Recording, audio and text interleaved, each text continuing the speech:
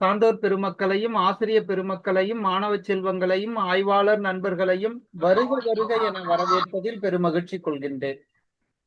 சான்றோர் பெருமக்களே, இன்றைக்கு நாம் சென்னை செந்தமிழ் மன்றத்தினுடைய சீவக சிந்தாமணி, சென்னை செந்தமிழ் மன்றமும் அனைத்திந்திய சாதனை புத்தக நிறுவனமும் இணைந்து நடத்துகின்ற சீவக சிந்தாமணி, இந்த நிகழ்வு ரொம்ப அற்புதமாக ஒரு உலக சாதனை முயற்சியாகவும் அதே நேரத்தில் ஒரு பன்னாட்டு கருத்தரங்கமாகவும் நிகழ்ந்து கொண்டிருப்பதை நாம் எல்லோரும் அறிவோம். அந்த வகையில் இன்று 22/11/2024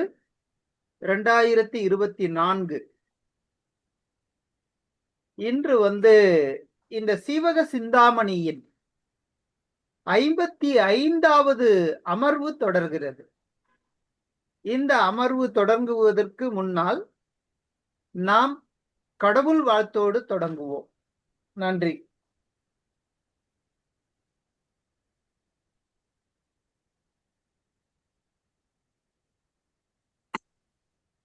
மூவா முதலா உலகம் ஒரு மூன்றும் ஏத்த, மூவா முதலா உலகம் ஒரு மூன்றும் ஏத்த, தாவாத இன்பம் தலை யாயது தன்னின் எய்தி, தாவாத இன்பம் தலை யாயது தன்னின் எய்தி, ஓவாது நின்ற குணத்து உன்னிதி செல்வன் என்ப, ஓவாது நின்ற குணத்து உன்னிதி செல்வன் என்ப, தேவாதி தேவன் அவன் சேவடி சேர்தும் அன்றே, தேவாதி தேவன் அவன் சேவடி சேர்தும் அன்றே.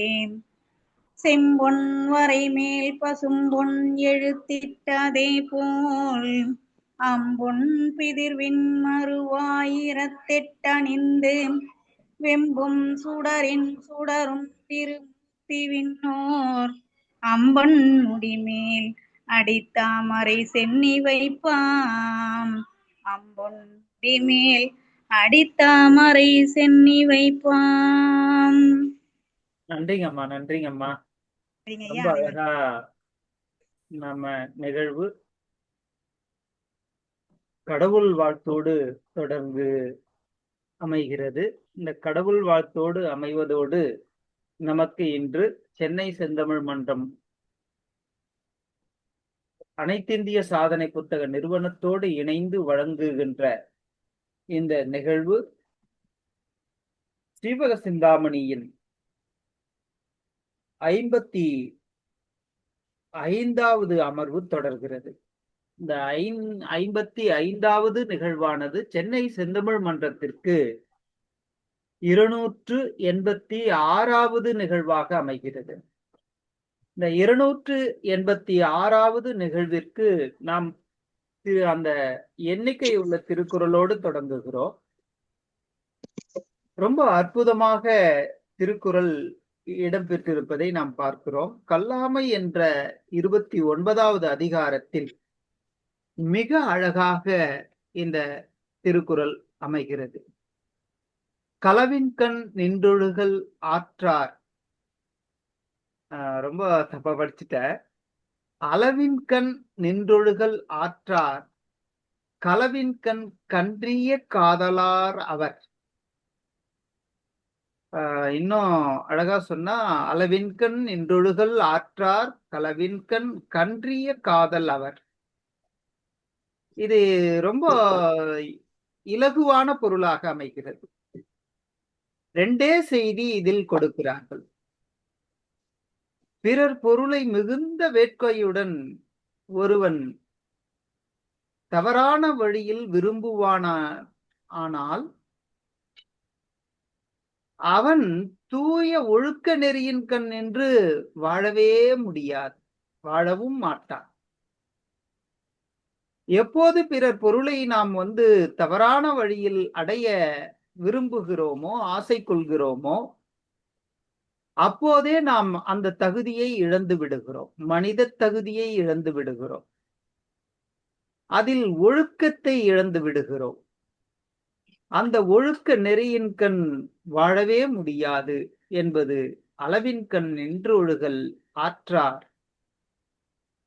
களவின் கண் கன்றிய காதல் அவர் என்று 286வது திருக்குறள் கல்லாமை என்னும் 29வது அதிகாரத்தின் 6வது திருக்குறளாக இருக்கிறது. சான்றோர் பெருமக்களே, இந்த நிகழ்வை எல்லோரிடமும் பகிர்ந்து கொண்டதில் பெருமகிழ்ச்சி கொள்கின்றேன். சான்றோர் பெருமக்களே, இந்த சீவக சிந்தாமணியினுடைய 55வது அமர்வு என்று நாம் இன்று பார்க்கிறோம். இந்த அமர்வை நமக்கு வழங்க காத்துக் கொண்டிருக்கும் அம்மையார் முனைவர் வி அம்பிகேஸ்வரி அம்மையார், இணை பேராசிரியர், அறிவியல் மற்றும் மானுடவியல் புலம், அதோடு சௌடாம்பிகா பொறியியல் கல்லூரி, அருப்புக்கோட்டை. இந்த கல்லூரியிலிருந்து மிக அற்புதமாக பணியாற்றி கொண்டிருக்கும் அம்மையார்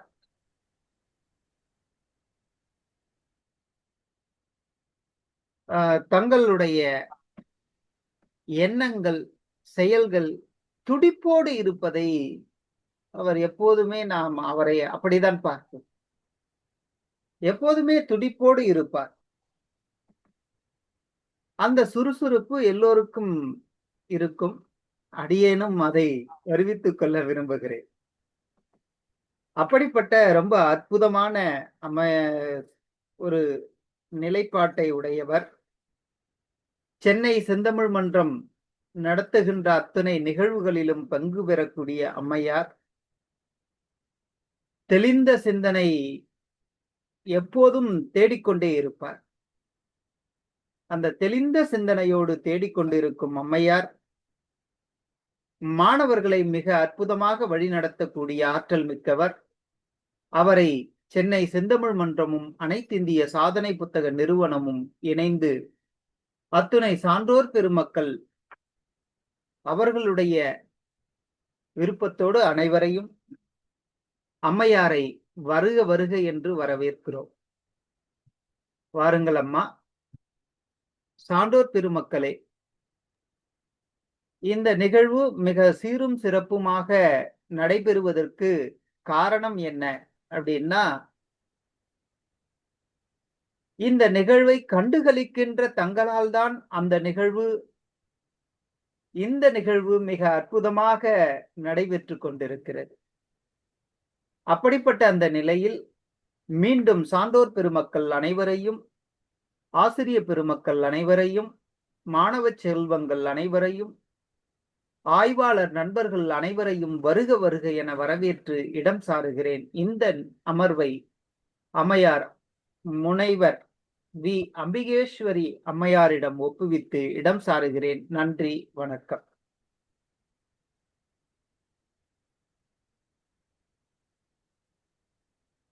அனைவருக்கும் வணக்கம்.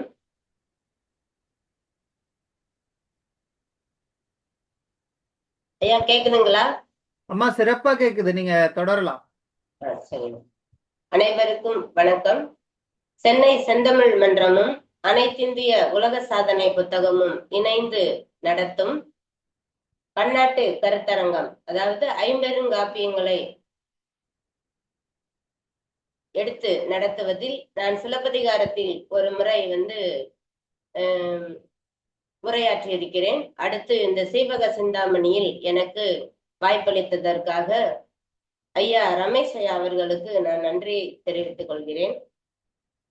இன்றைய அழகிய குளிர்ந்த இந்த மாலை பொழுதில் காம நூலாகிய சீவக சிந்தாமணியை பற்றி பேசுவது மிக பொருத்தமாகவே இருக்கிறது.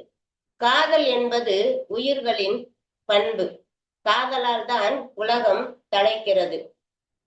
இன்பம் மறுத்து துறவு பூண்டு வாழ்வது சிறப்பென சொல்லும் சமண சமய துறவியான திருத்தக்க தேவர் காலச்சூழலால் தம் புலமையை நிரூபிக்க இதனை இயற்றிய போதிலும் சைவ வைணவ கருத்துக்களில் ஆழங்கால் பட்டவராகவே தெரிகிறார். பல கலைகளில் வல்லவராக, தன் கடமை மறவாத வீரனாக, பண்புள்ளவனாக கதை மாந்தன் சீவகன் அமைக்கப்பட்டுள்ளான். நேற்றைய பொழிவில் அம்மையார் அவங்க சிறப்பா சொன்னாங்க. இந்த சீவக சிந்தாமணியில வர்ற கதை மாந்தர்கள் யார் யாரு, திருத்தக்கத்தேவருடைய வரலாறு என்ன, எப்படி இந்த கதை நகர்ந்து கொண்டு போகிறது என விளக்கமா சொன்னாங்க. முதல்ல இதுல சிவபெருமான இணையா சொன்னாங்க. அதாவது சிவபெருமானும் பார்வதி தேவியும் அமர்ந்திருக்கிறது மாதிரி சீவகன் அமர்ந்திருந்தான் அப்படின்னு சொல்லி முந்தைய இளம்பகத்துல சீவகன் சுட்டி காட்டப்பட்டான். ஏன்னா அவர் பிறந்தது சுடுகாட்டுல, அதுக்கு பிறகு வளர்ந்து தன் நாட்டை கைப்பற்றுவதற்காக போராட கிளம்புறாரு. திரும்ப நாட்டை நல்லபடியாக ஆண்டு திரும்பவும் முக்தி அடைகிறதுக்காக தவம் செய்ய போவதாக இந்த வரலாறு பேசுகிறது. இப்ப நம்ம பாக்குற இந்த பதுமையார் இளம்பகம் அப்படிங்கிறதுல நேற்று அம்மையார் அழகாக ஒவ்வொரு பாடலையும் 2 முறை பாடி ஆரம்பித்தாங்க. அதுக்கடுத்து இன்னொரு அம்மையார் அழகாக பாடலாகவே பாடி நமக்கு சொன்னாங்க. இத தொடர்ச்சியா நான் பேச போறதால அத கொஞ்சம் முன்னாடி சொல்றது நல்லா இருக்கும்னு நான் நினைக்கிறேன். இதுல பாம்போட வகைகள் என்னென்ன அப்படின்னு சொல்லி நமக்கு சொல்லியிருந்தாங்க. விஷம் நிறைந்து கொண்ட பயத்தால், அப்புறம் தனக்கு உணவு அப்படிங்கிற நினைப்பாலையும் கோபத்தாலையும், தாங்கள் கூடும்போது அங்க இடைஞ்சல் பண்றாங்க அப்படிங்கறதாலையும், மகிழ்ச்சியால படம் எடுத்து ஆடும்போது இடையூறு ஏற்பட்டாலும் இந்த மாதிரி சமயத்துலதான் பாம்பு தீண்டும் அப்படின்னு சொல்லி சொன்னாங்க. 8 காரணங்களால. அப்படி கடிக்கும் போது மேல் வாயிலையும் கீழ் வாயிலையும் உள்ள பற்களின் வழியில பாம்பு விஷத்தை கொடுத்துச்சுன்னா நம்ம உடனே மரணம் ஏற்படும் அப்படின்னு சொன்னாங்க. இதுல பாம்புகள் அப்படின்னு சொல்லும் போதே பாத்தீங்கன்னா இதுல இத சித்தர் நூல்ல இருந்து இவர் சீவகன் தெரிஞ்சுக்கிட்டதா சொல்றாரு. என்னன்னு அப்படின்னு சொன்னா, பசும்பால்ல செய்த பால் சோறு போல பாம்போட உடம்பு மனம் வீசுச்சுன்னா அது அந்தன ஜாதி பாம்பு அப்படின்னு சொல்றாரு. அப்புறம் நந்தியாவட்ட மலர் போல மனம் வீசுச்சுன்னா அது மணிமுடி தரித்த அரசு ஜாதி பாம்புன்னு சொல்றாரு. தாளை மலர் போல வாசம் வீசுச்சுன்னா வணிக ஜாதி பாம்பு அப்படிங்கிறாரு. அரிதாரம் போல மனமுடையதாயினது சூத்திர ஜாதி பாம்பு அப்படின்னு சொல்றாரு. இப்ப இந்த பதுமையை கடித்த பாம்பு எப்படிப்பட்டது அப்படின்னு சொன்னா, கன்னித்தன்மை வாய்ந்த அரசு ஜாதி பாம்பு அப்படிங்கிறாரு. அத இவர் எப்படி சொல்றாரு அப்படின்னு பார்க்கும்போது, கடிவாயில் அழுத்தின 3 பற்களும் யமபயம் இல்லாதது, அதாவது விஷத்தன்மை அதிகம் இல்லாத காளி, காலாத்ரி, யமன் அப்படிங்கிற 3 பற்கள் தான் பதிஞ்சிருக்கு. அதனால இவ உயிர் போகாது, அதனால பயம் இல்லை. அதுவும் இல்லாம மாலை பொழுதுல கடிச்சிருக்கு, அதனால இது ஒண்ணும் செய்யாது, பயப்படாதீங்க அப்படின்னு சொல்றாரு. சொல்லிட்டு அப்புறம் ஒரு குவளை மலர் மாதிரி ஒரு 3 உருவங்களை வரைஞ்சி அவளுடைய தலை முடி பகுதியில வச்சு அழுத்தும் போது அவள் உறக்கத்துல இருக்கிற மயில் போன்ற பதுமையோட முடியில வச்சு அழுத்தும் போது அவ அப்படியே கண்ணை திறந்து பாக்குறா. அப்படி அவ கண்ணை திறக்கிறது எப்படி இருக்கு அப்படின்னு சொன்னா, உள்ளங்கை அளவு இருக்கான் அவளுடைய கண் மட்டுமே. நம்ம உள்ளங்கை அளவு பெரிய கண்ணா இருக்கு அப்படின்னு சொல்றாங்க. இன்னொரு இடத்துல பாத்தீங்கன்னா கண்கள் காது வரை நீண்டு இருந்தது, இப்படி பெரிய கண்ணா இப்படி காது வரை நீண்டு இருந்தது அப்படின்னு சொல்றாங்க. இப்ப கண்களை உவமையா சொல்ற இடத்துல எல்லாம் பாத்தீங்கன்னா கூரிய வேல் போன்று, அப்புறம் வேல்ல ரத்தம் தோய்ந்த அந்த கூர் முனை போல, முருகப்பெருமானுடைய கையில் இருந்த வேல் போல அப்படி கூர் முனையில ரத்தம் தோய்ந்ததா இருக்கிற மாதிரி அந்த செவ்வரி படர்ந்த கண்கள் அப்படின்னு சொல்லி அடிக்கடி இதுல உவமை சொல்லியிருக்காரு.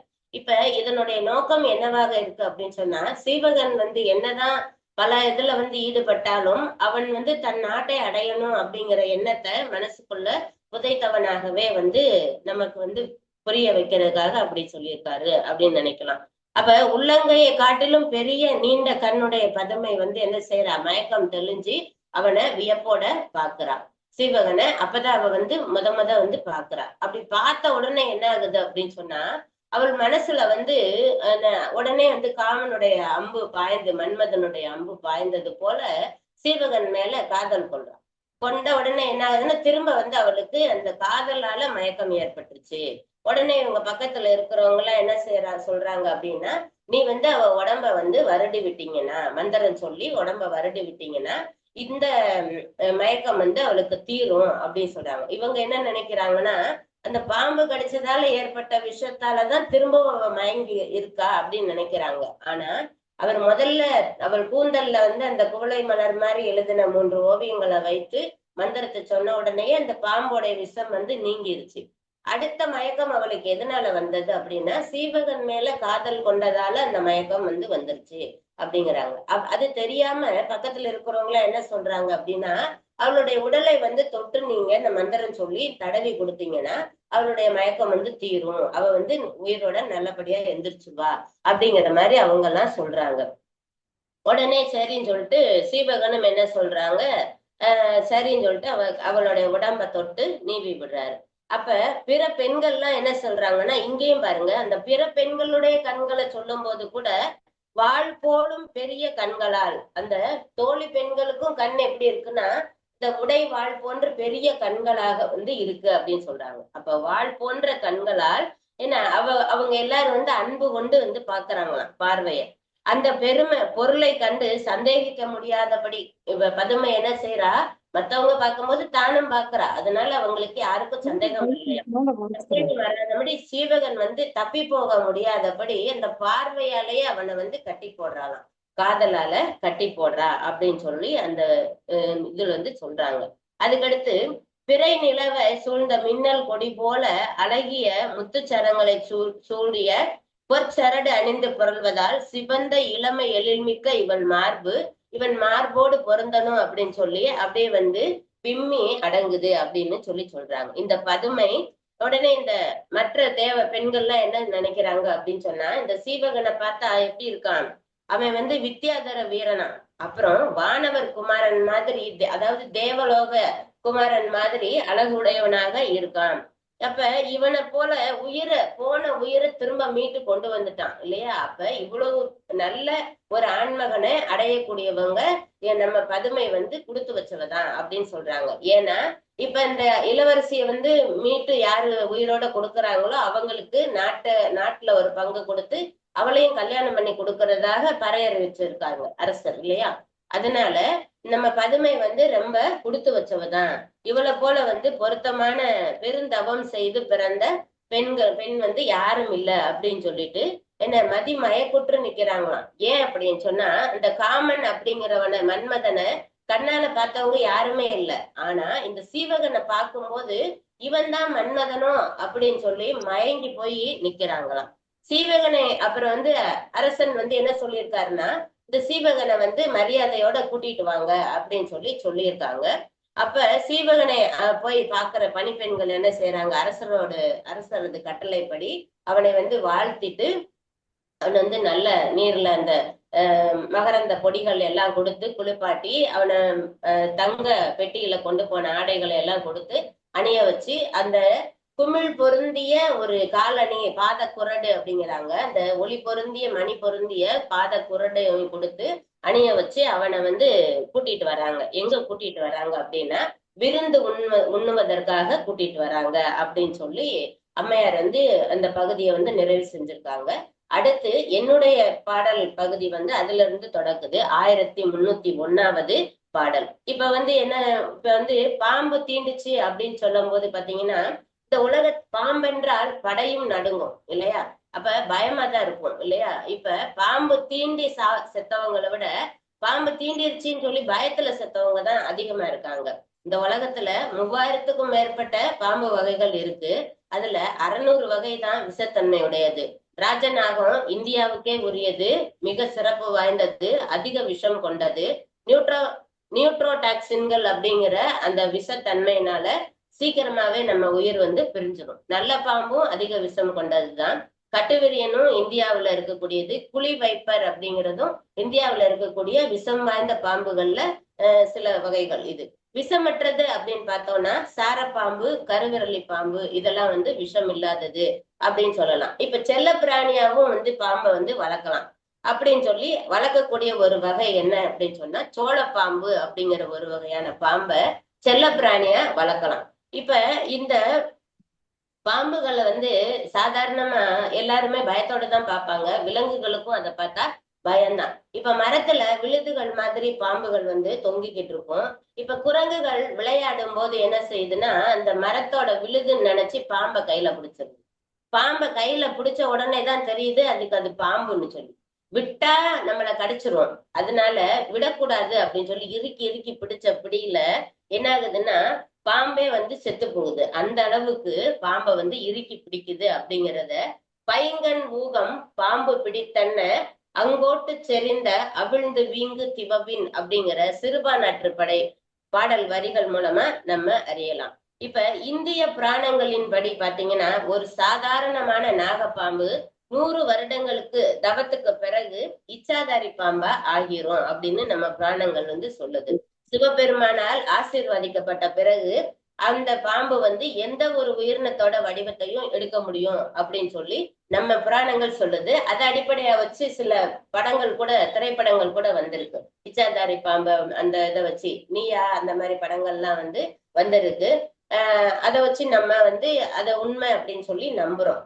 அதுக்கடுத்து இதுக்கு முந்தி வந்த இளம்பகத்துல சிவனும் பார்வதியும் போல வீற்றிருந்ததாக சீவகன் வந்து காட்டப்படுறான்.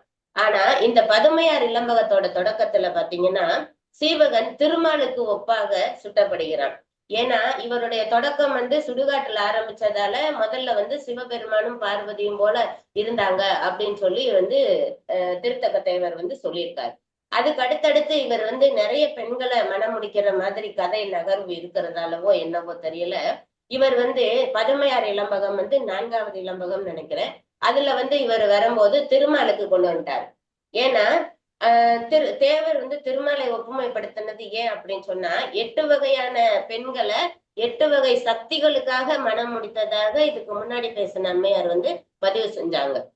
அதன்படி சீவகனோட மனைவியரை வந்து லட்சுமிகளாக, அஷ்டலட்சுமிகளாக நம்ம வந்து எடுத்துக்கலாம். அப்படி பார்த்தா ஆதிலட்சுமி, தானியலட்சுமி, தைரியலட்சுமி, கஜலட்சுமி, சந்தான லட்சுமி, விஜயலட்சுமி, வித்யாலட்சுமி, தனலட்சுமி அப்படிங்கிற 8 வகை அஷ்டலட்சுமிகளும் 8 மனைவியருக்கும் ஒவ்வொரு விதத்துல இந்த வகை இந்த அமைப்புக்கு வந்து பொருந்தி போகலாம் அப்படிங்கிறது என்னுடைய ஒரு சிறு கருத்து. இப்ப பாத்தீங்கன்னா அடுத்து நம்ம என்னுடைய பகுதிக்கு வந்து நான் வரேன். சரியா? இப்ப வந்து சீவகனை வந்து அந்த கன்னியர்கள், அதாவது பணிப்பெண்கள் எல்லாரும் அழைச்சிட்டு வர்றாங்க இல்லையா?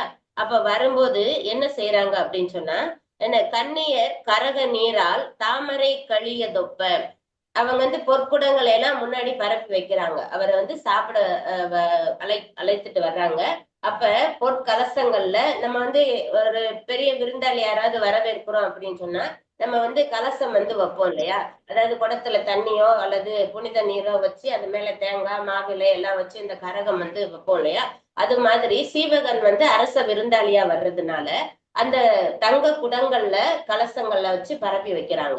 பரப்பி வச்ச அந்த கரகத்துல இருக்கிற அந்த புனித நீரால சீவகனுடைய பாதங்களை வந்து தாமரை மலருக்கு ஒப்பாக சொல்லியிருக்காங்க. தாமரை மலரை கழுவுனது மாதிரி மென்மையா அப்படி தொட்டு கழுவுறாங்க. பொன்னடி கழிய பின்றை புரிந்து வாய் நன்கு பூசி. அப்ப காலை மட்டும் கழுவுனது பத்தாது, அப்படியே வாயும் வந்து இப்படி கழுவ சொல்றாங்க. என்ன புரிந்து வாய் நன்கு பூசி இன்மலர் தவிசு நுச்சி இருந்தமிர் வினிதிற் கொண்டான். இன்மலர் தவிசு நுச்சி இருந்து அமிர்து இனிது உட்கொண்டான் அப்படிங்கிறாங்க. அப்ப வாய் கழுவிட்டு போய் வந்து அந்த இருக்கையில உட்கார்ந்து அமிர்தமாகிய உணவை வந்து உட்கொண்டான் அப்படின்னு சொல்லி சொல்றாங்க. மின்விரின் திலங்கு பயம்பூன் வேர்க்கனார் வேணிலாலே. அதுக்கு அடுத்து வந்து என்ன செய்யறாங்க அப்படின்னு சொல்லிட்டா ஒளி நிறைந்து உணவை உட்கொண்டான். அதுக்கடுத்து வேல் போலும் கண்ணுடைய பெண்களுக்கு காமம் இன்பத்தை கொடுக்கக்கூடிய சீவகன் என்ன செய்யறான், உணவு உண்டு முடிச்ச உடனே இந்த வாசனை பொடிகளை எல்லாம் பூசிக்கிறான், உடம்புல பூசிக்கிறான். வாசற் பொடியும் நீரும் காட்டிட கொண்டு வாய்ப்ப பூசரு தங்கை நீரை மும்முறை குடித்து முக்கார்.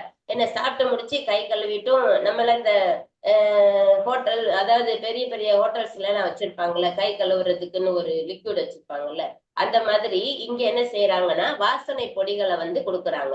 அதை வந்து நல்லா கையில தேய்ச்சிட்டு என்ன அதுக்கடுத்து காட்டிட கொண்டு வாய்ப்ப பூசரு தங்கை நீரை மும்முறை குடித்து முக்கால், கையில தண்ணிய வச்சு 3 தடவை இப்படி குடிக்கிறாராம். குடித்து முக்கார் காசர துடை தப்பின், 3 தடவை தன்னுடைய உடையில வந்து அந்த அதாவது துணியில வந்து கைய வந்து தொடச்சுக்கிறாரு. பின்றை கைவிரல் உறுப்பு தீண்டி, கையை தொடச்சிட்டு என்ன செய்யறாரு, தன்னோட முகம் எல்லாத்தையும் இப்படி நல்லா சரிப்படுத்திக்கிறார். புருவம் வாயு இதெல்லாம் இப்படி சொல்லி இப்படி சரிப்படுத்தி மேக்கப் எல்லாம் சரியா இருக்காண்டு சரிப்படுத்திக்கிறாரு. உறுப்பு தீண்டி தூசினால் அங்கை நீவி இருந்தான் தோற்றம் மிக்கான், அழகுடைய அந்த சீவகன் என்ன செஞ்சான், என மேல ஏறி அந்த ஆசனத்துல ஏறி உட்கார்ந்தான். அதுக்கடுத்து சீர்கொல செய்த செம்பொன் நடை பையுட் பாகு செல்ல, அதாவது அந்த பொன்னால் ஆகிய பெட்டியில வெத்தலை பாக்கு, அதாவது சாப்பிட்டு முடிச்ச உடனே தாம்பூலம் தரிக்கிறது அப்படிங்கிறது தமிழர்களுடைய பண்பாடு. அப்ப அது வந்து வெத்தலை பாக்க வந்து சும்மா வெறும் தட்டுல எல்லாம் வைக்கல, அந்த தங்க பெட்டி மாதிரி ஒரு பெட்டி இருக்கு இல்லையா, அந்த பெட்டியில வச்சிருக்காங்க. வெத்தலையும் பாக்கும் வந்து இந்த பெண்கள்லாம் முன்னாடி கொண்டுட்டு போயிட்டு இருக்காங்க. இவனை வந்து ஒரு பல்லக்குல வச்சு தூக்கிட்டு போறாங்க போல, கூட்டிட்டு போறாங்க. அதனால அவன் என்ன செய்யறான், அந்த பெண்கள் கையில வச்சிருந்த அந்த தாம்பூல பெட்டியில இருந்து அந்த வெத்தலை பாக்க எடுத்து தன் வாயில போட்டு மென்னுக்கிறான். வார்கலர் குறிசில் கொண்டு பவுலடுத்திருந்த வாங்கன் போர்கொள்வோன் மன்னன் எல்லா கலைகளும் புகன்று கேட்டு, அப்படியே அந்த குரிசில்ல வந்து, குரிசில்னா அந்த பல்லக்குன்னு சொல்லுவாங்க, அதுல உட்கார்ந்து இருக்கைன்னு சொல்லுவாங்க. அது அவன் வந்து உட்கார்ந்து இருக்க அந்த அவங்க எல்லாம் என்ன செய்யறான், கவுளடத்திருந்த வாங்கன் அப்படின்னு சொல்லி அவன் வந்து வாயில கவுளம் அப்படின்னு சொன்னா அந்த ஒரு வெத்தலை கவுளி அப்படின்னு சொல்லுவாங்க, அதை வந்து வாயில வச்சு அவர் மென்னுக்கிட்டே இருக்காரு. அப்ப அரசன் வந்து இவரை பத்தி கேள்விப்படுறான். என்ன கேள்விப்படுறாரு அப்படின்னு சொன்னா, எல்லா கலைகளும் கற்றவன் இந்த சீவகன் அப்படின்னு சொல்லிட்டு அவருடைய பெருமையை வந்து கேள்விப்படுறார். அப்ப அவர் என்ன நினைக்கிறார் அப்படின்னு சொன்னா, நீர்கொள் மா கடலனார்க்கு நிகரில்லை இந்த நிலத்தில் என்றான். எல்லா கலைகளும் இவன் கற்றிருக்கிறதுனால நீர் வந்து எல்லா நீரும் வந்து கலக்கக்கூடிய கடல் போல இவன் இங்க வந்து சேர்ந்ததுனால நம்ம தேசம் வந்து புகழ் பெறுது அப்படின்னு சொல்லி சொல்றாரு. அதுக்கடுத்து பருதி பட்டது பன்மணி நீள்விளக் தெரிய விட்டன. இப்ப இது வந்து சாயந்தர நேரம் ஆயிடுச்சு. பருதி பட்டது அப்படின்னா சூரியன் வந்து மறைஞ்சிருச்சு. பன்மணி நீள் விளக்கு எரிய விட்டனர். அப்ப அரண்மனையில விளக்குகளை அங்கங்க வந்து ஏற்றி வைக்கிறாங்க. இனிய மர்த்தன அரிய பொங்கனை எம்மென் அமளி மேற் குறிசில் ஏறினான் கூர்ந்தது சிந்தையே. ஞாயிறு வந்து மறைஞ்சதுனால விளக்குகளை வந்து எரிய விட்டாங்க. அதோட இரவு நேரத்துல, அதாவது மாலை பொழுதுல இனிய இசை கருவிகளை வந்து மெல்லிசை மெலடி சாங்ஸ வந்து போடுறாங்க. எதுக்காக அப்படின்னு சொன்னா, இன்ப நினைவூட்டக்கூடிய அந்த ஒலி இசை கருவிகள் எங்கேயும் வந்து முழங்கி கொண்டு இருக்கின்றன. இது யாருக்கெல்லாம் வருத்தம் கொடுக்குது அப்படின்னு சொன்னா, தனித்திருப்போருக்கு, அதாவது துணையின்றி தனித்திருப்போருக்கு தாங்கிக் கொள்ள முடியாத அளவுக்கு வருத்தத்தை ஏற்படுத்துதான். இவ வந்து என்ன பண்றாரு, அரிய பொங்கனை எம் மலிமேற் குறிசில் ஏறினான் கூர்ந்தது சிந்தையே அப்படிங்கிறார். அப்ப பஞ்சு, அதாவது இந்த அன்னப்பறவையோட இறகு போல மென்மையான அந்த பஞ்சனை மீது அவன் ஏறி உட்கார்றான். அப்ப வந்து என்ன ஆகுதுன்னா, இவருக்கு வந்து இந்த இசையெல்லாம் கேட்கும் போது அந்த மாலை நேரத்துல இந்த இனிய குளிர்காற்று, இந்த வாசனை பொடி, எல்லா நறுமணமும் சேர்ந்து அவருக்கு என்ன செய்யுது அப்படின்னு சொன்னா, இன்ப நினைவுகளை ஊட்டுது அப்படின்னு சொல்லி சொல்றாரு.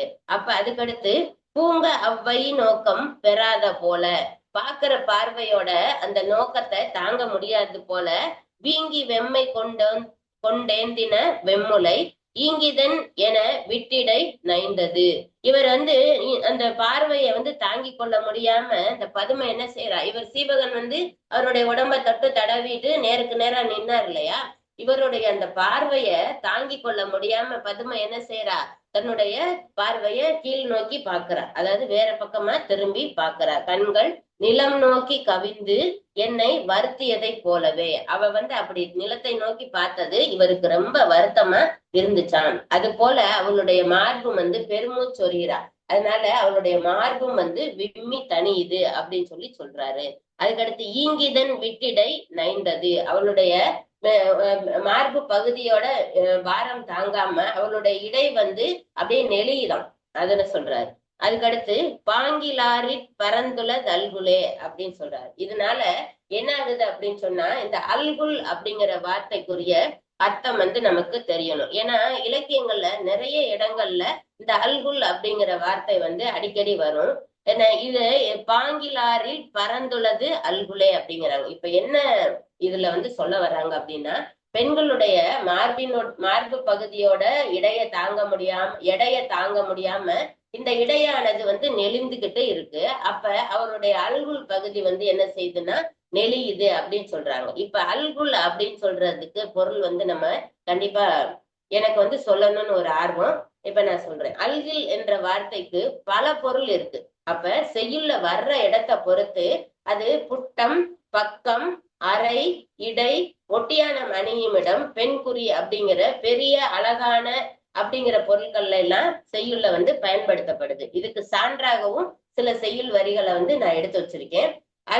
அல்குபடர் உழந்த அரிமாதர் மலைக்கண் அப்படிங்கிற நற்றிணை பாடல் வரிகள் வந்து மிகுந்த துயரினை தந்த தலைவியின் கண் அப்படின்னு சொல்லும் போது, அதாவது அல்குபடர் உழந்த அரிமதர் மலைக்கண் அப்படிங்கிற வரிகளை வந்து நற்றிணையில இருந்து சொல்றாங்க. அதுக்கடுத்து அடைகரை மா அத்து அல்கு சினை அப்படிங்கிற இன்னொரு நற்றிணை பாடல் வந்து ஆற்றங்கரை மாமரத்துல விரிந்து அசையும் கிளை, அதாவது பெருசா விரிந்து அசைகிற கிளைய வந்து இந்த அல்குல் அப்படிங்கிற இதுக்கு வந்து சொல்றாங்க.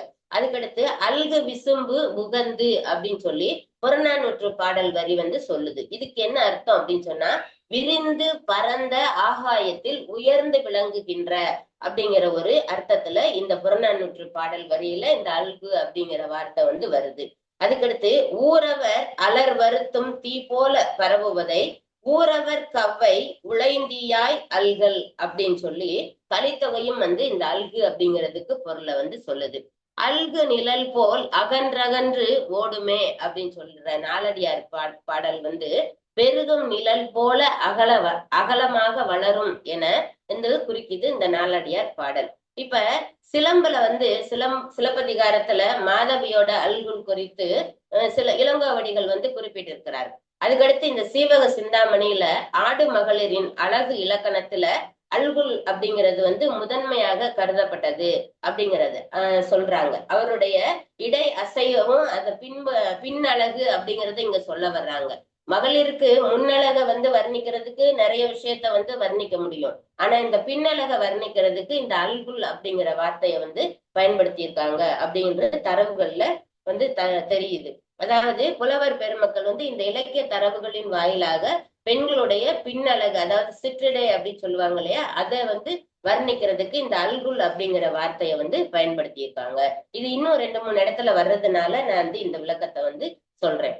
முருகுவார் குழலால் முகில் மென்முளை பெருகு நீர்மயிர் பேதுர எய்து நின்று உருகு நுண்ணிடை கோவிய பாவைதன் அருகு நோக்கமென ஆவி அலைக்குமே அப்படின்னு சொல்றாரு. என்ன இப்ப என்ன அந்த மாதிரி அல்குல் பறந்தது அப்படின்னு சொன்னா அவளுடைய பின்பகுதியும் சேர்ந்து வந்து அசைந்து துன்பத்தை வந்து கொடுக்குது அப்படின்னு சொன்னாரு. அதுக்கடுத்து வாசம் வீசுற மலர் கூந்தலுடைய பதுமை முருகுவார் குழலால் முகில் மென்முளை, முருகுவார் அப்படின்னா அழகிய சுருண்ட கூந்தலை உடைய என்ன பதுமை, முகில் மென்முளை பெருகு நீர்மயிர் பேதுர வளர்வதால், அதாவது அவளுடைய உடல் வளர்ச்சியை வந்து அதிகமாக்குது. காதல் உணர்வால அவளுடைய மார்புகள் வந்து விம்மி வந்து பெருத்து வளருது அப்படின்னு சொல்றாரு. பேதுர எய்து நின்று உருகு நுண்ணிடை ஓவிய பாவைதன், அதாவது ஆர்டிஸ்ட் எல்லாம் வரைவாங்க இல்லையா, பெண்கள் வந்து அழகா காட்டணும் அப்படிங்கிறதுக்காக வரைவாங்க இல்லையா, அது மாதிரி ஓவிய பாவை போல அருகு நோக்கம் என இதுதான இது உயிர் பாவை போல அவள் குறிப்பற்று பார்த்த பார்வை வந்து எப்படி இருந்துச்சு அப்படின்னு சொன்னா, இவனுடைய உயிரை வந்து வருத்திச்சான். யாருடைய உயிரை? சீவகனுடைய உயிரை ஆவி அலைக்குமே அருகு நோக்கம் எந்த நோக்கமும் இல்லாத வெற்று பார்வையா அவன் நிலத்தை நோக்கி பார்த்த அந்த பார்வையானது ஆவி நோக்கமென் ஆவி அலைக்குமே அப்படிங்கிறார். என்னுடைய உயிரை வந்து வருத்துதே அப்படின்னு சொல்லி சீவகன் சொல்றாரு. அதுக்கடுத்து புகைய வாவிய பூந்துகி லேன் அல்குல் வகைய வாமணி மேகலை வார்மது முகைய வாவிய மொய்குழல் பாவியன் பகைய வாய்ப்பட நோய் பயக்கின்றனவே அப்படிங்கிறாரு. நரும்புகை தோய்த்த அந்த அழகிய ஆடையையும் அந்த அழகிய ஆடை படிந்த அல்குலும் அப்படின்னு இங்கேயும் வந்து சொல்றாரு. ஏன்னா உடை வந்து உடம்புல உடுத்தி இருக்காங்க இல்லையா, அந்த அல்குல் அப்படிங்கும் போது பின்னழகையும் வந்து அவர் சுட்டி காட்டுறாரு. அது மேலும் என்ன செய்யறாங்கன்னா, கடல்ல இருந்து எடுத்த முத்து மாலைகளை இங்க சொல்றாங்க பாத்தீங்களா. புகைய வாவிய பூந்துகில் ஏந்தல்குல். வாவி அப்படின்னு சொன்னா கடல்னு ஒரு அர்த்தம் இருக்கு. வாகைய வாமணி மேகலை வார்மது. தன்னுடைய அந்த அல்குல் மேல என்ன செஞ்சிருக்காங்கன்னா, இந்த இடுப்புல இருந்து பின்பக்கம் வரைக்கும் அப்படி ஒரு இத சரம் வந்து சொருகுவாங்க. பெண்களுடைய அணிகலன்களை அதுவும் இருக்கும். கல்யாண பெண்ணுக்கெல்லாம் அலங்கரிக்கும் போது பாத்தீங்கன்னா சில கேட்டகரி வந்து இவங்க வந்து இந்த அணிகலனை வந்து அணிவாங்க. முகைய வாவிய மொய்குழல் பாவியோன் அப்படிங்கிறாங்க. தேன்வழியும் மலர்களை விரும்பி சூடிய இந்த கருங்கூந்தலும் பாவி எனக்கு பகையாக மாறி துன்பம் செய்குது அப்படிங்கிறது. எதெல்லாம் அவருக்கு பகையா இருக்கு அப்படின்னு சொன்னா, இந்த பூந்துகில் ஏந்திய அல்குல் வந்து அவரை வந்து மனச வருத்துதான். ஏன்னா அந்த மேகலைகள்லாம் அது மேல வந்து புரண்டு வர்றதுனால இவருக்கு வந்து அது வந்து துன்பத்தை ஏற்படுத்துதான். மொய்குழல் பாவியோன் முகைய வாவிய நிறைய அழகிய பூக்களை சூடிய அந்த கூந்தலை பகைய வாய்ப்பட நோய் பயக்கின்றனவே, எனக்கு வந்து அது வந்து காம நோயை ஏற்படுத்துதே அப்படின்னு சொல்றாரு. போதுலாஞ்சிலை போதுலாஞ்சிலையோ பொறுவேர் கணோ அப்படிங்கிறாரு. போது அப்படின்னு சொன்னா மலர் மாலையை அணிந்த, சிலை அப்படின்னா வேலு, வேலை உடைய மன்மதனோ அல்லது பொறுவேற்கண்ணோ அல்லது வேலை ஆயுதமாக உடைய முருக பெருமானோ அப்படின்னு சொல்லி நினைக்கிற மாதிரி என்ன இருக்கு அப்படின்னு சொன்னா, மாதுளா மொழியோ மட நோக்கமோ, அவளுடைய பார்வையும் அவளுடைய மடமையான செய்கையும் என்ன செய்யுதுன்னா இவருக்கு வந்து இன்ப நினைவை ஊட்டுது. ஆனாலும் இவள் பார்வையால என்ன ஆகுதுன்னா, இவ வந்து என்னை பார்த்தும் பார்க்காத மாதிரி இருக்காளே, அதனால எனக்கு வந்து அது துன்பத்தை ஏற்படுத்துது அப்படின்னு சொல்லி அவர் சொல்றாரு. யாது நானறியேன், என்னன்னு எனக்கு தெரியல. யாது அணங்கவள் காதலார் கிடைக்கின்றது காமமே. அணங்கவள் அப்படின்னா, அணங்கு அப்படிங்கிறது தெய்வத்தையும் சொல்லலாம், பேயையும் சொல்லலாம், பூதகணங்களையும் அதாவது பெண்களையும் குறிக்கும். இங்க வந்து அணங்கு அப்படிங்கிறது இந்த தேவ மகளை போன்ற இந்த பதுமையால என் உயிரை வந்து மத்து வச்சு கடையிற மாதிரி கடையுது அப்படின்னு சொல்லி, காதலால கடையுது அப்படின்னு சொல்லி சொல்றாரு. அதுக்கடுத்து அண்ணல் அவ்வழி ஆழ்துயர் நோயுற. இப்ப சீவகன் வந்து இங்க அண்ணல் அப்படின்னு சொல்றாரு. அண்ணல் அப்படின்னா சீவகன். அண்ணல் அவ்வழி யாழ்துயர் நோயுற. அவ்வழி ஆழ்ந்து, காதல் வழி ஆழ்ந்து, காதல் வழியால அங்க என்ன செய்யறாங்க, வண்ண மாமலர் அவ்வழி. அப்ப பதுமைய வந்து மலர் போன்ற பதுமை அப்படின்னு சொல்றாங்க. அவளுமே என்ன செய்யறா, சீவகன் மேல காதல் வயப்பட்டு அவளும் வந்து அவன் மேல காதல் நோயுறா. வெண்ணெய் வெங்கனல் மீமிசை வைத்தொத்து. நெருப்பின் மேல வெண்ணெயை வந்து வச்சா எப்படி ஆகும், உருகி அதுக்குள்ளேயே போய் திரும்ப எரிஞ்சு சாம்பலா போயிடும் இல்லையா, அது மாதிரி உன்னையாகு உருகன உழலாயினாள். அவ வெண்ணெய நெருப்பு மேல வைத்த வெண்ணெய் மாதிரி ரெண்டு பேருமே என்ன செய்யறாங்க, காதலால உருகி வந்து நிக்கிறாங்க. அதுக்கடுத்து பெயன் மலை பிறழுங்கொடி மின்னிடை. அதாவது மழை பெய்யும் போது மின்னல் எப்படி வெட்டுமோ அது மாதிரி இடையுடைய பெண்கள், தோழி பெண்களோட இடையை குறிப்பிடும் போது கூட இவங்க என்ன சொல்றாங்க பாருங்க, பெயன் மலை பிறழுங்கொடி மின்னிடை கயன்மணி கனி நால்வர் கைதொல. அந்த மழை பெய்யும் போது மின்னல் இப்படி நெளிஞ்சு வெட்டும் இல்லையா, அந்த மின்னல் வெட்டுற மாதிரி பெண்களுடைய இடை இருக்கும். அதாவது தோழி பெண்கள், அந்த தோழி பெண்கள் கூட அவ்வளவு அழகானவங்களா தான் அங்க இருக்காங்களாம். அந்த பெண்கள் 4 பேர் என்ன சொல்றாங்க, பயனிலைத்த மென் பள்ளியுள் பைந்தடி. அதாவது அந்த பதுமை இருக்கிற அந்த பள்ளி அறைக்குள்ள வந்து என்ன செய்யறாங்க, அவளை வந்து கூட்டிட்டு போயிருக்காங்க. மயநிலைத்த தவம்.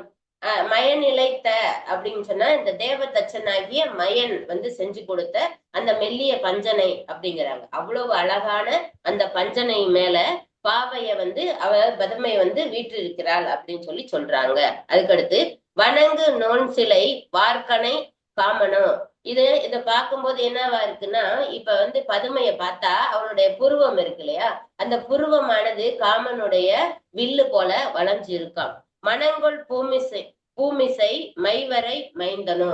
மைவரை அப்படின்னு சொன்னாலே முருகப்பெருமான் சொல்லுவாங்க இல்லையா, நம்ம குறிஞ்சி நில கடவுளான மைவரை உலகமும் அப்படி சொல்லுவாங்க இல்லையா, அந்த முருகப்பெருமானுடைய வேல் மாதிரியும் அவ கண்ணு வந்து தெரியுதான். நினந்த நெஞ்ச நிறை கொண்ட கல்வனை, இவளுடைய மனசு நிறைஞ்ச அந்த சீவகனை அணங்குகால் அரிய நுரையீர்களே, நீங்க வந்து தெரிஞ்சிருந்தா தேவலோக மங்கையர் மாதிரி இருக்கிற நீங்க எங்க இருக்கான்னு தெரிஞ்சா சொல்லுங்களேன் அப்படின்னு சொல்லி சொல்றாங்க. அதுக்கடுத்து கடைகன் தன்ன தன் காமரு வீங்குதோள் அடைய புள்ளினன் போன்றனி வெம்முலை உடைய வாக தூவுயிர் உருதுயர் மீட்டவன் இடையதாகுமென ஆறுமேல் ஆவியே அப்படின்னு சொல்றாங்க. வானிலிருந்து அதாவது என்னாச்சுன்னா, இங்க பசிய வளையல் அணிந்த பதுமை வந்து கரும்பு வில்லையும் மலர் அம்புகளையும் உடைய காமனோ தாமரை கண்களோ தோன்றிய அந்த அதாவது தாமரை மலர்ல தோன்றிய முருகப்பெருமானோ அப்படின்னு சொல்லி நினைக்கிற அளவுக்கு இந்த சீவகன் வந்து அழகா இருக்கான் அப்படின்னு சொல்றாங்க. என் உள்ளத்தை பிணித்த கல்வன் யாருன்னு தெரிஞ்சா நீங்க சொல்றீங்களா அப்படின்னு சொல்லி கேக்குறாங்க. அதுக்கடுத்து கடைந்தெடுத்த தூண் போன்ற கடையகன் தன்ன தன் காமரு வீங்கு தோல், கடைந்தெடுத்த தூண் போன்ற பருத்த தோள்களை உடைய சீவகனை அடைய புள்ளினல் போன்றனி வெம்முலை, அதாவது அனைத்து தழுவியதை போல என் மார்பிலும் உண்டான பசலை நோய் நீங்க. முதல்ல வந்து விஷம் நீக்கிறதுக்காகத்தான் அவர் என்ன செஞ்சாரு, அவளை வந்து தொட்டு தடவினாரு இல்லையா. அதனால இந்த விஷம் நீங்க தடவியது போல என் உடலை தொட்டு தடவிய இடத்துல என்னுடைய உயிர் போய் சேர்ந்துருச்சு, இத வந்து தடுக்கிறதுக்கு யாராலையும் முடியல அப்படின்னு சொல்லி சொல்றா. இறுதி இல்லாமீர் தெய்துனர் ஈண்டி என்று அருவி நாடிய அம்மலை மத்தமா நெறிய நின்று கடைந்திடப்பட்ட நீர் மருகு மாக்கடல் போன்றதின் நெஞ்சமே. இறுதி இல்லா அமிர்து எய்தினர் ஈண்டி என்று, அதாவது இரவா மருந்தாகிய அமிர்தத்தை பெறுறதுக்காக தேவர்களும் அசுரர்களும் பார்க்கடல்ல கடைஞ்சாங்க. அப்ப தேவர்களுக்கு தான் அது கிடைக்கணும்னு சொல்லிட்டு இவர் என்ன செஞ்சார், திருமாலு இவங்க தேவர்கள் ஒரு பக்கமும் அசுரர்கள் ஒரு பக்கமும் நிக்க சொல்லி அந்த மேருமலையை மத்தா வச்சு வாசுகி பாம்பை வந்து என்ன கயிறா வச்சு வந்து பார்க்கடல்ல கடையிறாங்க இல்லையா. அப்ப கடையிறப்ப எவ்வளவு அந்த கடல் வந்து அழைக்கப்பட்டதோ அது மாதிரி என்ன செய்யறானா இந்த பதுமையோட நெஞ்சம் அழைக்கப்படுது அப்படின்னு சொல்றாங்க. அதுக்கடுத்து நகைவன் திங்களும் நார்மடல் அன்றிலும், நகைவன் திங்கள் அப்படின்னு சொன்னா நல்ல அழகிய நிலவும், நார்மடல் அன்றிலும் இந்த பனை மரத்துல அன்றில் பறவைகள் கூடு கட்டி இருக்குமா, அது மாதிரி தகைவல் ஏறன தாழ்மணி யோசையும் பசுவை தேடி வர்ற அந்த ஏறுகள் அதாவது காளைகள் வந்து கழுத்துல அணிந்திருக்கக்கூடிய அந்த மணி ஓசையும் பகைகொன் மாலையும் என குளிர்ச்சியான மலர் மாலைகள்ல இருந்து வீசக்கூடிய அந்த மாலை பொழுதும் என பையுள் செய் ஆம்பலும்.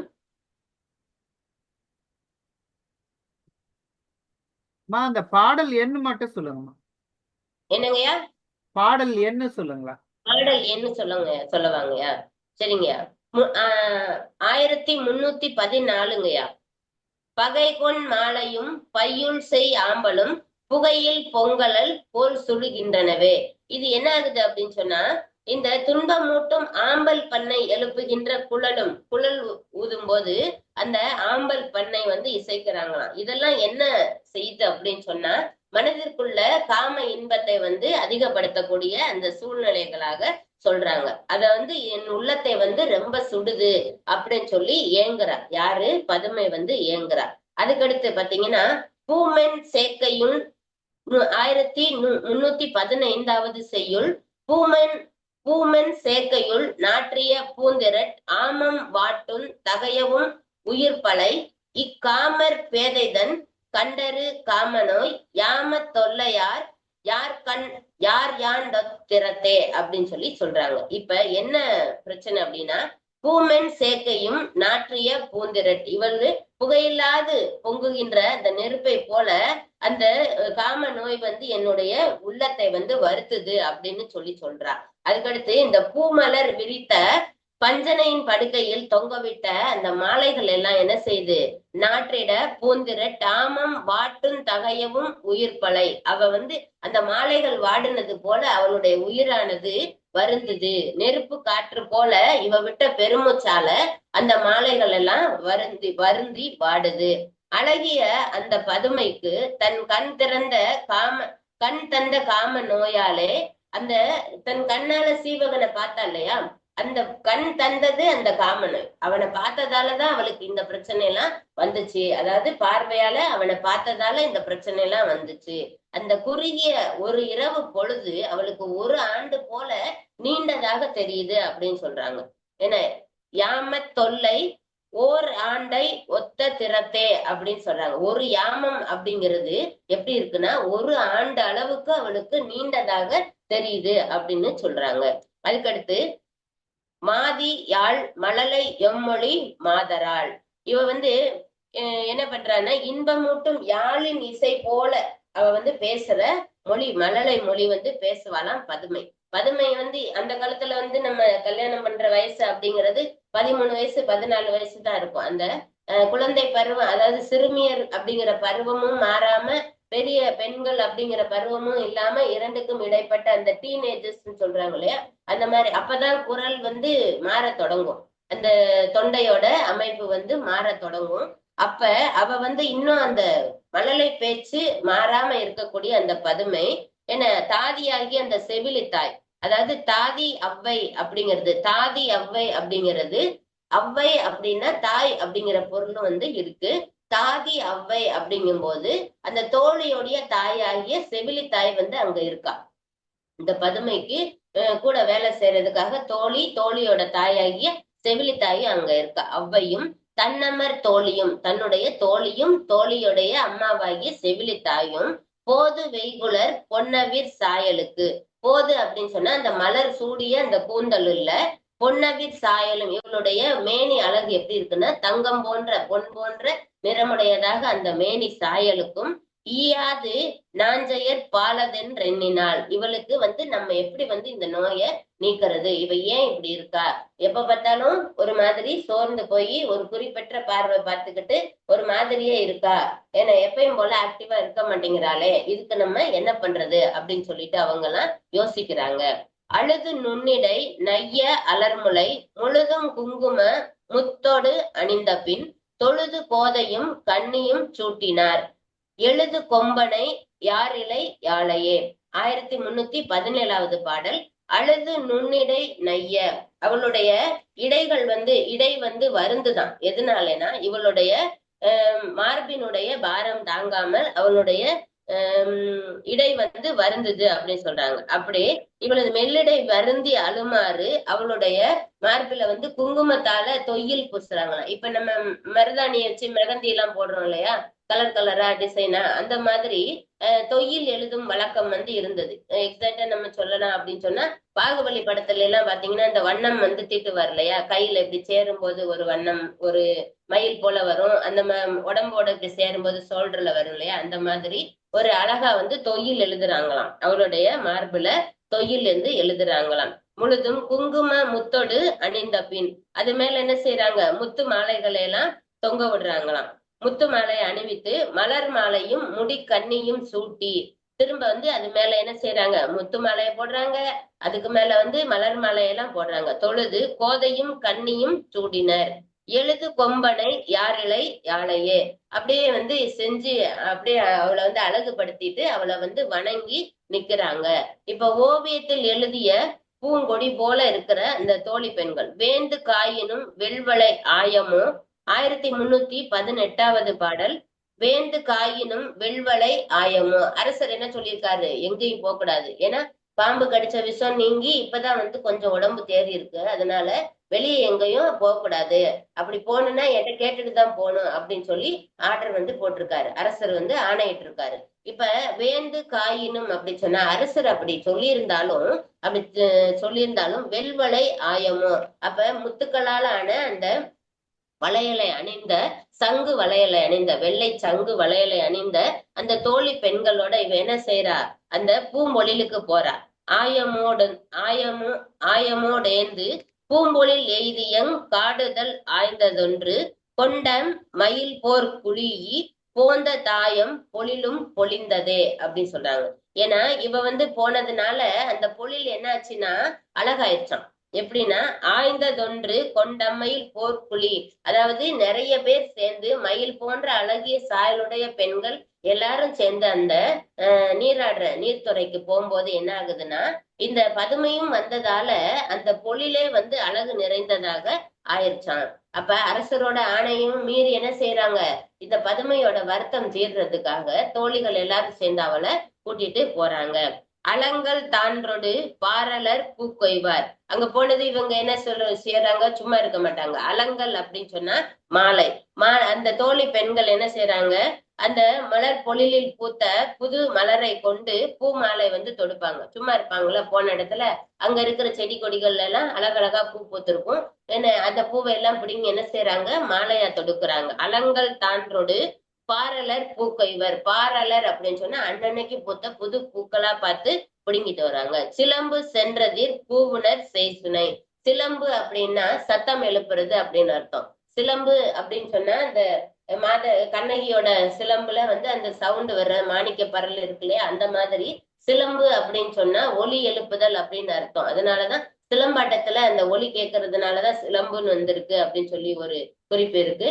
சிலம்பு அப்படின்னா முருகப்பெருமான்னு ஒரு குறிப்பு இருக்கு.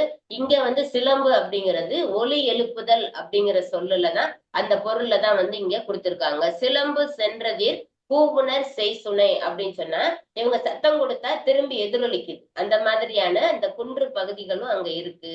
அப்ப இவங்க எல்லாம் என்ன செய்யறாங்க, போனவங்க சும்மா இருக்காம பூக்களை எல்லாம் பறிச்சு மாலை கட்டுறாங்க. அன்னன்னைக்கு புதுசா பூத்த பூவெல்லாம் பிடுங்கிட்டு வர்றாங்க.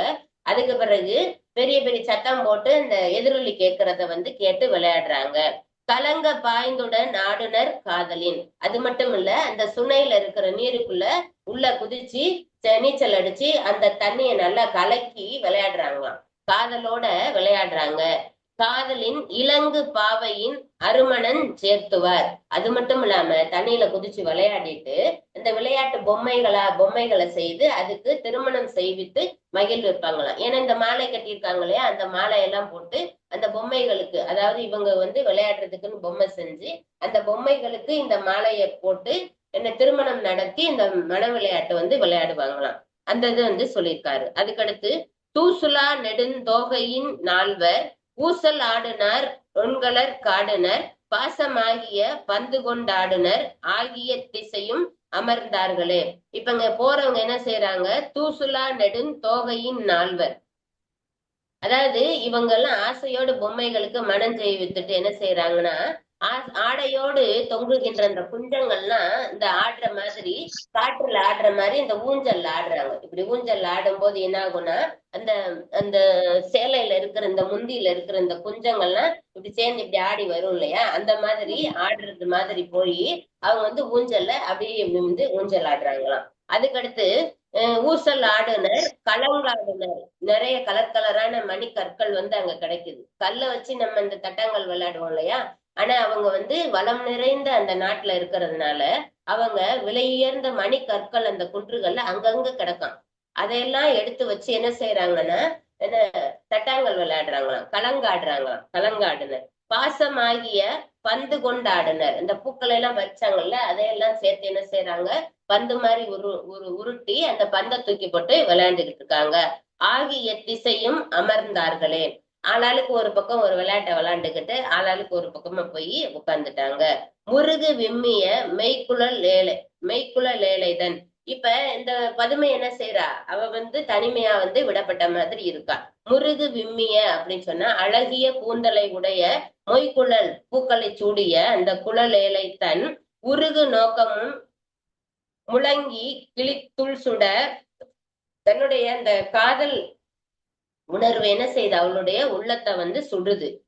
அறிவை ஆடிய ஆவகங் காணிய எரிகொள் வேலவன் ஏகினான் என்பவே.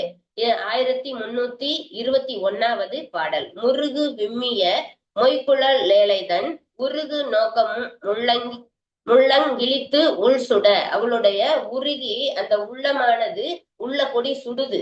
அந்த அளவுக்கு சீவகன் மேல அவள் கொண்ட காதல் இருக்கு.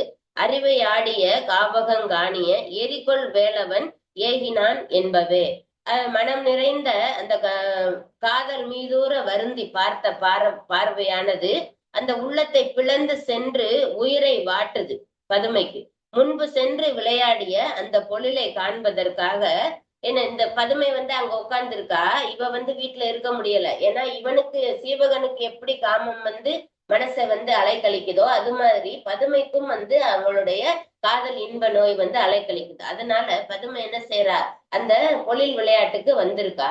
இப்ப சீவகனும் என்ன செய்யறான், இந்த பொழில் விளையாட்டு விளையாடுற இடத்துக்கு சீவகனும் வர்றான்.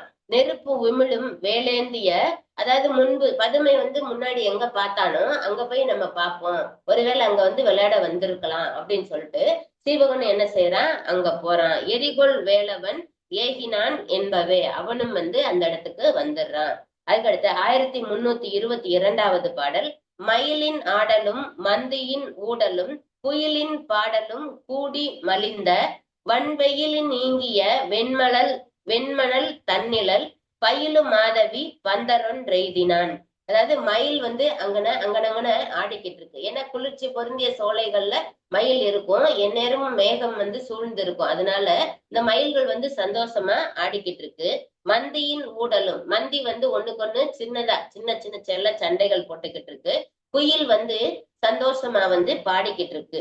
கூடி மலிந்த வன் வெயிலின் நீங்கிய, அதாவது வெயில் போன அந்த மாலை பொழுது, அதாவது இரவுக்கும் அந்த மாலைக்கும் நம்ம சொல்லுவோம்ல ஏற்பாடுன்னு சொல்லுவோம் இல்லையா, அந்த 2 to 6 அந்த மாதிரியான ஒரு மாலை பொழுதுல என்ன செய்யறாங்க, கூடி வெயிலின் நீங்கிய வெண்மணல் தன்னிழல், வெள்ளை மணல் நிறைந்த அந்த மாதவி கொடிக்கு கீழே, அந்த பந்தலுக்கு கீழே அவ உட்கார்ந்துருக்கா. பதுமை உட்கார்ந்துருக்கா.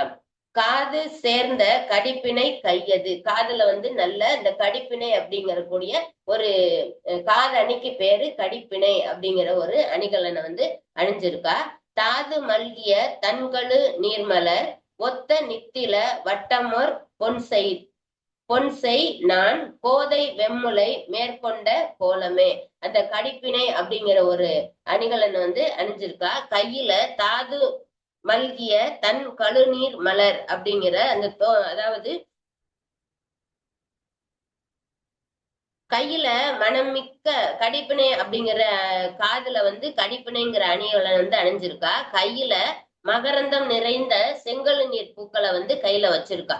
மார்பில எது அணிஞ்சிருக்கான்னா கடலில் பிறந்த முத்து வடத்தை அணிஞ்சிருக்கா. தன்கழு நீர்மலர் ஓதம் நித்தில வட்டம் மோர் பொன்செய் நான். ஓதம் அப்படின்னு சொன்னா இங்க கடலை சொல்லுவாங்க. நித்தில வட்டம் அப்படிங்கறத முத்து மாலை அப்படின்னு சொல்லுவாங்க. பொன்செய் நான் கோதை வெம்முலை மேற்கொண்ட கோலமே, அதெல்லாம் அணிஞ்சுக்கிட்டா என்ன செஞ்சிருக்கா, அந்த நிழல்ல உட்கார்ந்துருக்கா. கொண்ட கோலமே. விண் புதைப்பன 1324வது பாடல்.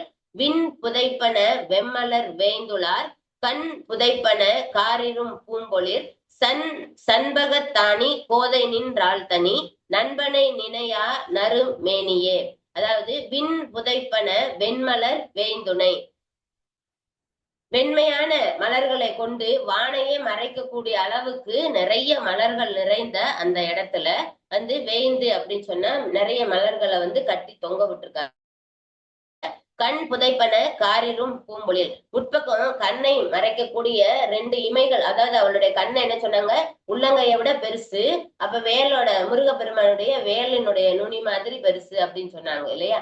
அதனால அவ்வளோ பெரிய கண்ணுக்கு இருக்கக்கூடிய அந்த கரு விழிகள் இப்படி மறைக்கும் போது எப்படி இருக்குன்னா, உள்ள கூடி உட்பக்கம் வெண்மையான மலர்களை, உட்பக்கம் 2 நிழல் கவிந்த பெரிய மலர் பொழிலில 2 பெரிய நீர் நிலையிலையும் அதுக்குள்ள குவளை மலர் இருக்கிற மாதிரியும் அவங்க ஓமைப்படுத்தி சொல்லியிருக்காங்க. சண்பக தனி கோதை, சண்பக மலர் அணிந்த மாலை அணிந்த அந்த கோதைன்னா மாலை.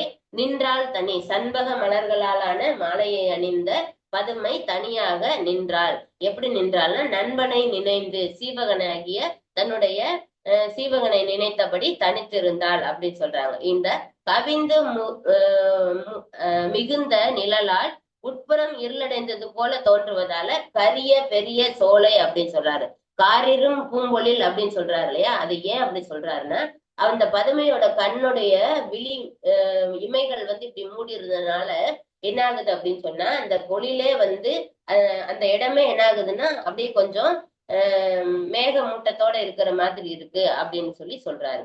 அதுக்கடுத்து 1325வது பாடல். கரந்த பாலினுள் காசில் திருமணி நிறங்கிலந்து தண்ணீர்மை கெட்டங்கவன். இப்ப இந்த கறந்த பால்ல நீலமணிய போட்டா அது எப்படி இருக்கும்னா விஷம் கலந்த பால் மாதிரி அந்த நீல நிறத்தை வந்து பிரதிபலிக்கும். அப்படி இருந்தா அதோட இயல்பு வந்து கெட்டு போயிருமா. அது போல மறைந்த மாதவி மாமை நிலற்றிலில் சிறந்த செல்வனும் சிந்தையின் நோக்கினான். இவ வந்து இந்த நீலமணிய வந்து போட்டா அதோட இயல்பு கெட்டது மாதிரி பதுமை மறைந்து நின்ற அந்த மாதவி பூவின் மேலே அந்த பூவோட அழகு கெடுற அளவுக்கு இவளுடைய மேனி ஒளிவிட்டது அப்படின்னு சொல்றாங்க. மறைந்த மாதவி மாமை நிலற்றிலில், அதாவது மாதவி பூவோட அழகே இவளுடைய அழகால வந்து குறைஞ்சு போச்சான். இவளுடைய அழகுதான் வந்து மேன்மையாக தெரியுதாம். சிறந்த செல்வனும் சிந்தையின் நோக்கினான். என்ன சிறப்பு மிக்க சீவகனும் அந்த மேனி ஒளி விடுற நேரத்துல இவன் என்ன செய்யறான், சிறப்பு மிக்க சீவகனும் அவளை போய் நின்று ஏறெடுத்து பாக்குறான். அந்த இடத்துலயும் அவங்க 2 பேரும் சந்திச்சுக்கிறாங்க அப்படிங்கிறத சொல்றாங்க. என்னோடு கொடுக்கப்பட்ட பகுதி 1321 to 1325. இதோட வந்து என்னுடைய உரையை நிறைவு செய்கிறேன். ஏதாவது குறைகள் இருப்பின் சான்றோர் பெருமக்கள் பொறுத்தருளுமாறு கேட்டுக்கொள்கிறேன். எனக்கு இந்த வாய்ப்பினை அளித்த ரமேஷ் ஐயாவுக்கு என்னுடைய நன்றியை உரித்தாக்குகின்றேன். நன்றி ஐயா. மிக்க நன்றிங்கம்மா. ரொம்ப அற்புதமா தங்களுடைய உரையை அந்த அமர்வை நிறைவு செய்து மிக அற்புதமான செய்திகள் எல்லாம் பதுமையாருடைய அந்த ஒப்பனைகள் என்ன, அந்த ஒப்பனைக்கு பயன்படும் பொருள்கள் என்ன, அவளுடைய ஆசை என்ன, அவளுடைய கட்டுப்பாடு என்ன, இதையெல்லாம் ரொம்ப அழகா கொண்டு வந்து சேர்த்திருக்கிறீங்க. மிக்க நன்றிங்கம்மா. சென்னை செந்தமிழ் மன்றமும் அனைத்து இந்திய சாதனை புத்தக நிறுவனமும் இணைந்து தங்களுக்கு இத்தனை சான்றோர் பெருமக்கள் முன்னிலையில் நன்றியை உரித்தாக்கி மகிழ்கிறோம். மிக்க நன்றிங்கம்மா. சான்றோர் பெருமக்களே, நாம் இப்போது அடுத்த நிகழ்விற்கு செல்ல இருக்கிறோம். அடுத்த அமர்வு, இந்த அடுத்த அமர்வு என்பது 56வது அமர்வு. இந்த 56வது அமர்வில் நாம் இப்போது தொடங்குகிறோம்.